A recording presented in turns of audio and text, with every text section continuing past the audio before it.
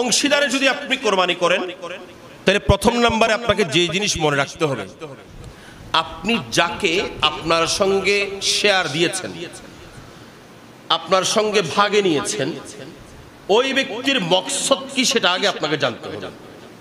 সে যদি আপনাকে বলে, ভাই আমার তো তেমন টাকা পয়সা নাই, এখন কোরবানি করব, তোমার সঙ্গে একটা শেয়ার দাও যাতে আমার বাচ্চাগুলো একটু মনক্ষুণ্ণ না হয়, যাতে আমার এলাকার মধ্যে মানুষ আমাকে কোরবানি করি নাই বলে না, সেজন্য একটু কোরবানি করতে চাই, তুমি আমাকে শেয়ার দাও।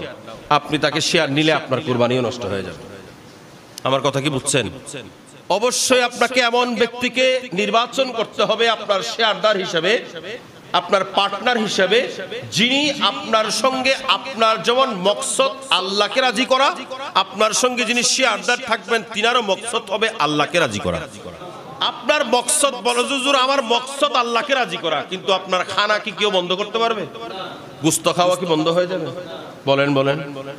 যদি আমার রসুলের একটা হাদিস মনে পড়ে যায়, আপনাদের খেদমতে আরজ করি। আমার রসুল একজন সাহাবীর ঘরের মধ্যে গেলেন, ওনার নতুন ঘর উদ্বোধন করছেন। নতুন ঘর উদ্বোধন উপলক্ষে ঘরে গিয়েছেন। এটা বলতে গিয়ে আমি আরো একটা কুসংস্কারের কথা বলি, যেগুলো আমরা ছোটবেলায় আমরাও দেখেছি।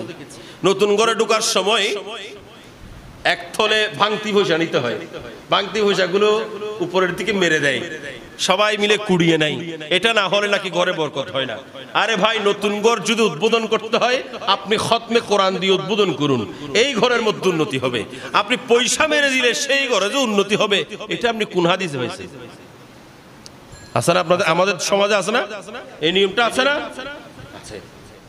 যাই হোক, প্রসঙ্গ অন্যদিকে চলে যাচ্ছে। আমি কি বলছিলাম, নতুন ঘর উদ্বোধন করছেন সাহাবী, একটা নতুন ঘর উদ্বোধন করছেন, আমার রসুলকে দাওয়াত করেছেন, রসুল চলে গেছেন।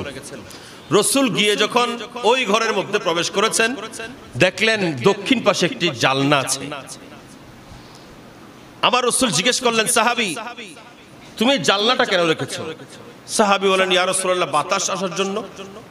আমার রসুল বলেন, কাশ এ আমার সাহাবী, কাশ তোমার নিয়তের মধ্যে যদি থাকতো, তুমি এই জানলাটা রেখেছো মসজিদের থেকে আজান শোনার জন্য, মসজিদ থেকে যেন আজান শুনতে পাও, সে মকসদ করে যদি তুমি এই জানলাটা রেখেছো, তাহলে তোমার বাতাস কেউ বন্ধ করতে পারতো না, তোমার সওয়াবের দপ্তর জারি হয়ে যেত কিয়ামত পর্যন্ত। যতদিন পর্যন্ত এই জানলা থাকতো ততদিন তোমার আমল নামার মধ্যে সওয়াব উঠতে থাকতো।